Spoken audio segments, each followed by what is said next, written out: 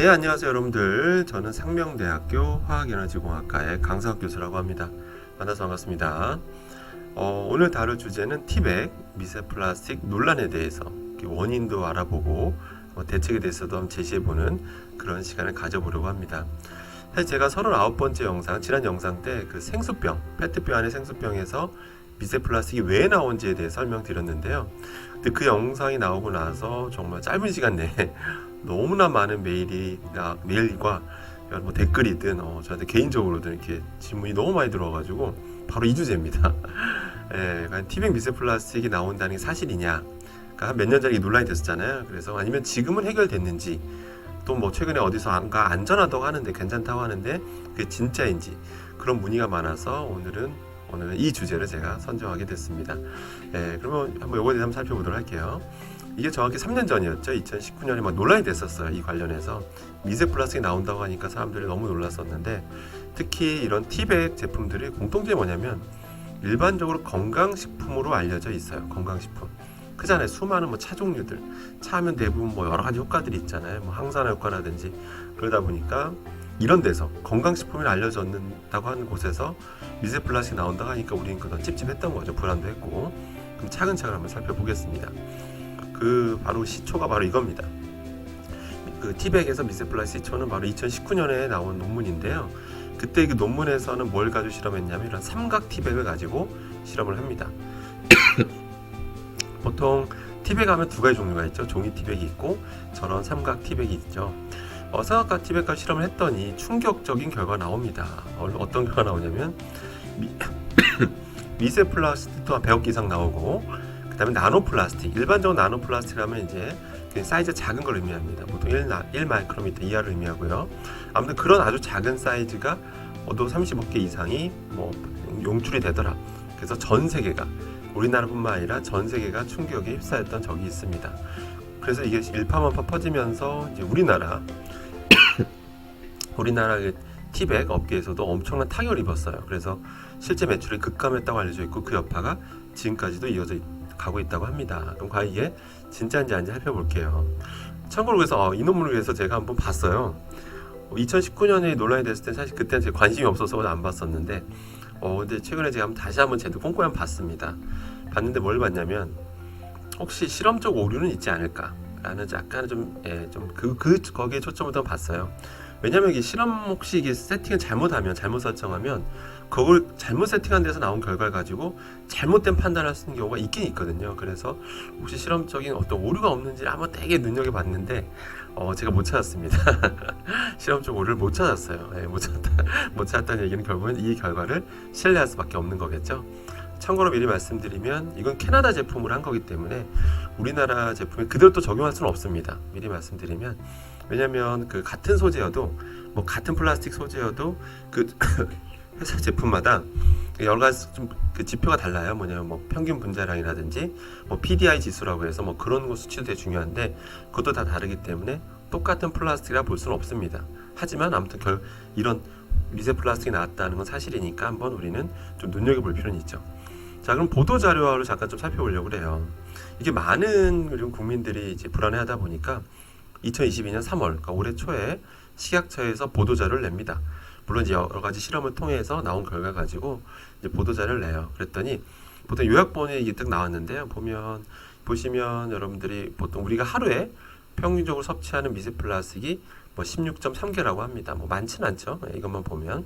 그리고 뭐 여러 가지를 실험했더니 미역 같은 경우는 어느 정도 세척하면 대부분 다 제거가 되더라. 뭐 그렇게 이제 훈훈하게 발표가 됩니다.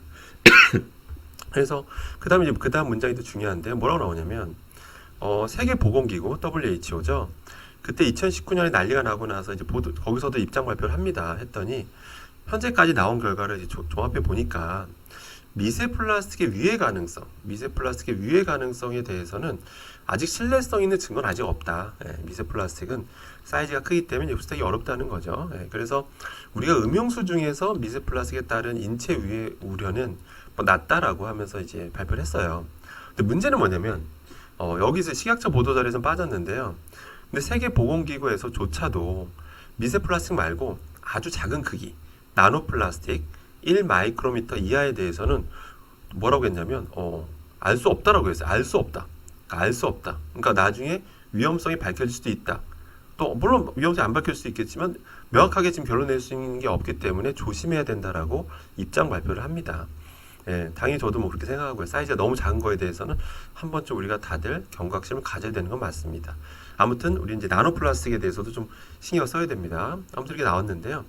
자, 그다음에 이제 제가 이제 그 식약처 보도 자료에 딸려 있는 실험 결과들에 대해서 좀 이렇게 여러분한테 좀 설명드리려고 합니다.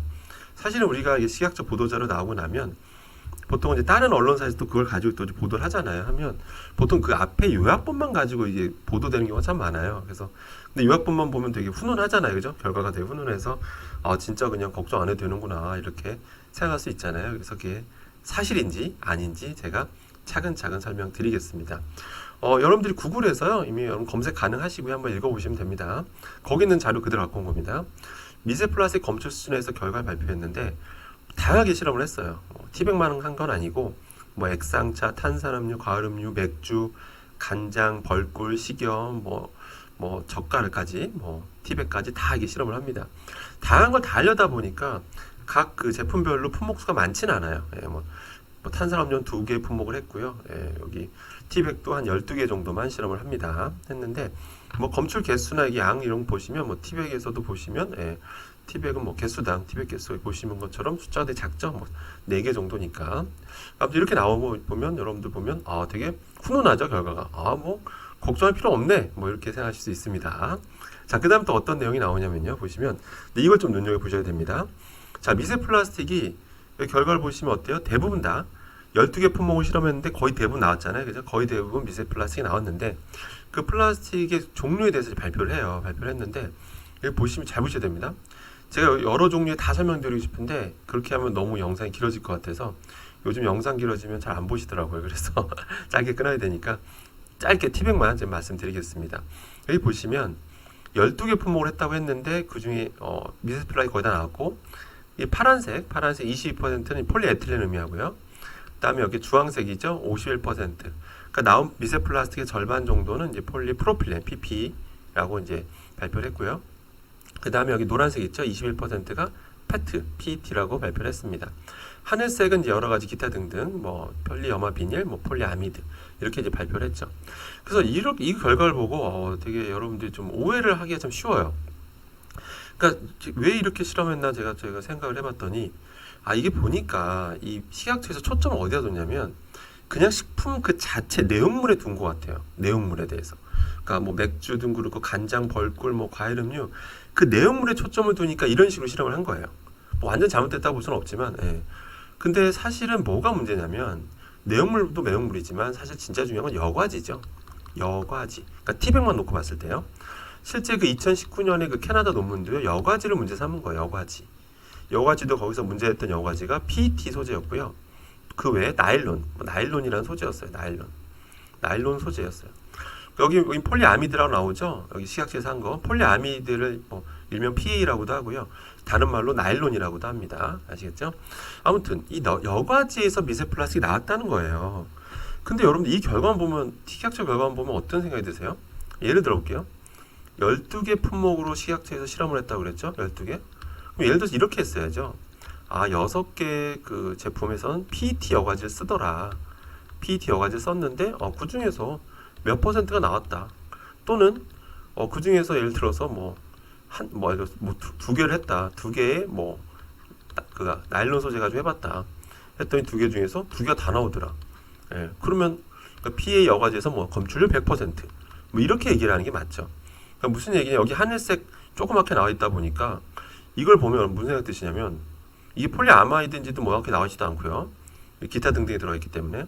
근데 만약에 예를 들어 12개 품목 했다고 했는데 딱 한 개 품목만 PA일 수도 있잖아요. 그죠? 나일론일 수 있잖아요.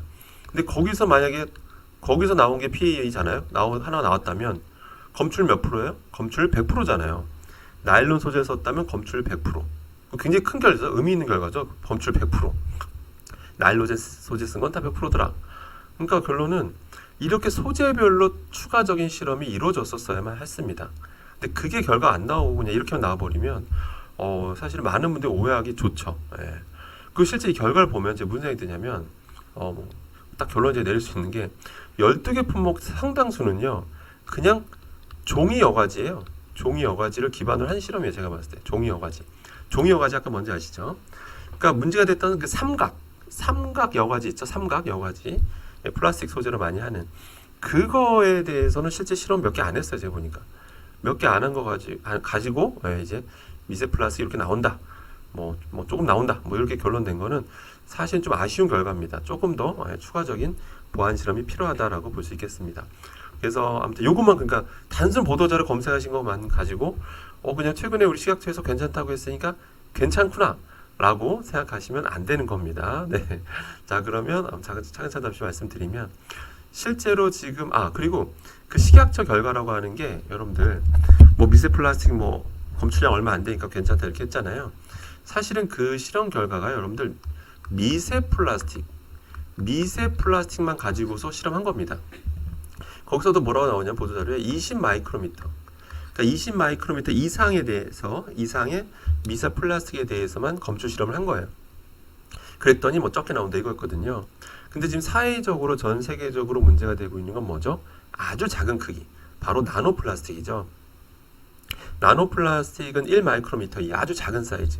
그것에 대해서 이번 식약처에서 아예 연구 대상에서 빠졌습니다. 근데 아까 말씀드린 대로 그 캐나다 실험 결과도 문제가 됐던 게 나노 플라스틱이 30억 개 이상 나오니까 이제 문제가 된 거였어요. 사이즈가 훨씬 더 작으니까. 그렇기 때문에 이번 식약처 결과를 가지고 너무 단순하게 안심하시면 안 되는 겁니다. 아시겠죠? 자, 그래서 제가 또 미세 플라스틱에서도 다시 말씀드리고 싶은 게 뭐냐면 올해 초에 2022년 3월에 네덜란드에서 연구가 나왔었잖아요. 22명의 그 어떤 사람에 대해서 그 피를 검사해 봤더니 무려 17명한테서 미세 플라스틱이 검출됐죠, 혈액에. 보통 혈액으로 넘어가기 어렵다고 알려져 있는데 혈액으로 넘어간 결과가 발표됐죠. 물론 이게 먹어서 혈액으로 넘어간 건지 혹시라도 뭐 어떤 작업자분들이 코로 어떤 이거 많이 들이마셔서 넘어간 건지 이건 명확하진 않아요. 근데 그건 좀 더 지나봐야 될 것 같긴 한데 아무튼 이게 혈액으로도 넘어갈 수 있다는 결과가 나왔다는 거는 분명히 모두가 경각심을 가질 필요는 있죠.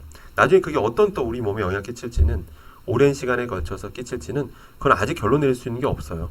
그건 지나봐야 아는 겁니다. 그러니까 당연히 먹으라고 만든 것도 아니니까 일부러 먹으면 안 되겠죠. 당연히 섭취할 가능성을 줄여야 되는 거겠죠. 자, 그러면 왜 검출됐나를 살펴봐야 됩니다. 왜 검출됐느냐? 그것에 대해서는 이제 명확히 어디서도 정확히 안 나와 있습니다. 제가 여러분들한테 설명드리겠습니다. 항상 이유를 알아야 대책을 세울 수가 있는 거죠. 자, 일단 여과지를 보셔야 됩니다. 제가 오늘은 종이 그 여과지는 얘기를 안 할게요. 그거 얘기하면 또 얘기가 길어질 것 같아서 그건 나중에 다음 주제로 또 다루도록 하고요. 이번에는 그 삼각 티백만 얘기할게요. 삼각 티백의 그 여과지 같은 경우는 보통 여러분 한번 제품을 한번 살펴보세요. 살펴보시면 보통 PET라고 적혀 있거나 아니면 나일론이라고 적혀 있을 거예요. 또는 PA라고 적어 놓기도 하고요. 또는 폴리아미드라고 적어 놓기도 합니다. 폴리아미드 또는 폴리아마이드라고 적어 놓기도 해요. 자, 이런 거 같은 플라스틱은 뭐냐면 특징이 역시 처음부터 그 모양일 리가 없겠죠. 당연히 사출을 해야 되는데 성형을 해야 되는데 그때 어떤 식으로 하냐면 얘네들이 근데 수분을 좀 함유하고 있어요. 수분 함유의 흡수성이 좀 좋습니다. 수분이 근데 미량 0.대%의 아주 미량의 흡수성만 그러니까 수분을 함유하고 있어도 그 상태에서 그 플라스틱을 높은 열을 준 다음에 성형하게 되면 어떤 일이 벌어지냐면 그 사출 과정에서 가수분해가 일어납니다. 가수분해가 일어나요. 불가피하게 가수분해가 일어나면 그 조직 체인이 사실이 끊어져요. 끊어진 애들이 발생할 수밖에 없습니다. 그 다음 분자량 작은 물질들이 생겨요. 분자량 작은 물질, 상대적으로 분자량 작은 물질들이 이게 존재할 수밖에 없습니다. 그 상태에서 우리가 물을 붓거나 아니면 뜨거운 물을 딱 부었을 때 그게 끊어져 있던 애들이 분자량 작은 것들이 떨어져 나오게 되는 거죠. 그렇게 이해하시면 됩니다. 그거라고 보시면 돼요. 자, 결론입니다. 자, 티백에서 미세 플라스틱이 발생하냐라는 질문에 대해서는 일단은 미세 플라스틱 조건만 봐서는 해외에서도 나왔었고 우리나라에서도 나온다라고 지금 뭐 결과 나왔죠. 근데 문제는 우리나라 거에서는 뭐 미세 플라스틱은 적게 나온다라고 했는데 근데 지금 이 중요한 거는 나노 플라스틱이라고 얘기를 했었죠. 그리고 지금 식약처 실험 결과를 보면 대부분 종이 여과지를 기반으로 한 실험들이고 실제 지금 문제가 되는 거는 그 삼각 티백이라고 말씀드렸습니다. 그래서 그 나노 플라스틱에 대해서는 지금 나노 플라스틱이 발생하고요. 나노 플라스틱이 발생하기 때문에 단순히 안전하다라고 지금 말할 수 있는 사항은 아닙니다. 그래서 여과지를 잘 살펴보셔야 되는데요. 여과지가 PET나 나일론 또는 PE라고 적혀 있으면 이런 나노 플라스틱이 많이 발생할 수 있다는 걸 여러분들은 좀 염두에 두셔야 됩니다. 근데 여러분들이 근데 오해는 하시면 안 되는 게 아까 말씀드린 대로 사출 과정에서 가수분해가 일어난다 말씀드렸잖아요. 근데 여기서 선의의 피해자가 생기면 안 됩니다. 이건 제품마다 좀 다를 수밖에 없어요. 똑같은 뭐 나일론 소재를 쓰더라도 달라요. 그러니까 회사마다 제품마다 결과 다르게 나올 수밖에 없어요. 왜냐하면 아까 성형한다고 그랬잖아요. 플라스틱을 성형해야 되는데 그런 그물망 구조로 만들어야 되잖아요. 만들 때 성형할 때 수분 함량에 대해서 건조 과정을 충분히 거친 회사라면 건조를 완벽하게 한 상태에서 그거를 사출 성형을 했다라면 저렇게 가수분해가 될 가능성이 굉장히 낮아져서 실제로 저런 미세 플라스틱, 나노 플라스틱이 나오기가 어렵습니다. 근데 어떤 회사는 그런 거 규정이 없으니까 그런 신경 안 하고 한 업체라면 저런 미세 플라스틱이나 나노 플라스틱이 나올 수가 있는 거죠. 그래서 회사마다 좀 다르다는 거 꼭 명심하셔야 됩니다. 그래서 아직까지 규정이 없다고 그랬죠. 그래서 이제 이것에 대해서는 역시 이거는 과연 규정을 어떻게 마련해야 될지는 좀 머리를 맞대고 좀 지혜를 모아야 됩니다. 그 이유가 뭐냐면 지금 그래서 지금 이게 가수분해를 막으려면 처음에 사출 정하기 전에 건조를 충분히 해야 되는데 꽤 높은 온도 80도 100도 이상에서 그냥 몇 시간 이상 해줘야 돼요. 뭐 4-5시간 제품마다 좀 다른데 굉장히 오랜 시간 건조 과정을 거쳐야 되는데 거치면 그게 다 돈입니다. 여러분들 그게 다 돈입니다. 비용이에요. 당연히 정부에서 법을 정하면 그걸 기업을 해야 되는 건데 당연히 이게 비용으로 이어지죠. 그러면 바로 제품가가 올라가는 식으로 될 수밖에 없습니다. 결국 또 물가가 상승하는 것에는 어떤 악순환이 발생하죠. 그 다음에 또 세척 규정도 마찬가지입니다. 건조 규정을 만들 수 없다면 이제 세척 규정을 만들어야 되는데 처음에 사출하고 나서 다시 충분한 세척을 통해서 남아있는 발생한 그런 작은 미세 플라스틱들 이런 사슬이 끊어서 생긴 그런 분자량 작은 물질들을 충분히 어떤 제거한 과정을 거쳐야 된다라고 규정을 마련하게 되면 그것도 역시 비용입니다. 그것도 다 돈이고 역시 제품가 상승으로 이어질 수밖에 없습니다. 그래서 이제 어느 게 가장 적절한 대책인지는 저 같은 학계에 있는 사람과 그 다음에 이제 뭐 정부 관계자, 기업 관계자분들이 다 같이 모여서 한번 어떤 기준점을 마련해야 되지 않을까 싶습니다. 그래서 여러분들이 그래서 결론은 여러분들이 티백인데 그런 삼각 형태의 어떤 그런 여과지를 쓰는 거라면 반드시 여러분들 이런 가능성이 있다는 것을 상상히 보셔야 되고요. 근데 또 선의 피해자 막기 위해서는 여러분들 직접 그 회사에 문의해 보는 것도 한 방법이에요. 어떤 식으로 사출하시냐 여과지를. 그래서 공식적인 답변을 받으시는 것도 한 방법입니다. 나중에 혹시 뭐 피해 보상을 요구할 때도 그게 가장 바람직하다고 보시면 되고요. 근데 성분표에 여과지가 명확히 기재가 안 돼 있는 회사들도 있어요. 저도 살펴보니까 있더라고요. 그런 여과지에 대해서 명확히 안 밝혀놓은 회사에 대해서는 여러분들 뒤도 돌아보지 마시고 쳐다도 보지 마시고 그 회사 제품을 안 쓰시는 게 좋습니다. 그래서 아무튼 이런 문제가 있다는 거 여러분들 꼭 기억하시기 바라고요. 그 다음 주제는 또 아무튼 다음에도 또 새로운 주제로 찾아뵙도록 하겠습니다. 언제든지 궁금한 사항 있으시면 여러분들 편하게 댓글이나 여러분들 임해 주시기 바라겠습니다. 이상입니다.